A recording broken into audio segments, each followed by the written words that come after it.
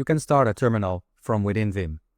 To open a terminal inside Vim, you can type escape, term, and press enter. And then you can type system commands, any Linux commands or Mac commands, or wherever you're running Vim. You can then type directly commands without exiting Vim. And you can quickly tab to and from Vim using Ctrl W and the arrow key. So arrow down, and you'll see we are inside the Vim terminal below.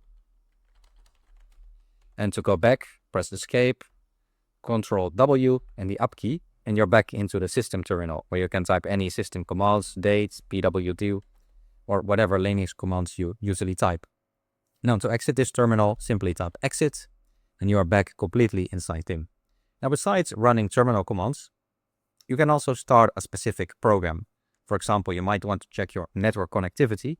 You can do that by typing escape, term, so we start it in the terminal, and then we use the ping command to check network connectivity on some network address like 1.1.1.1.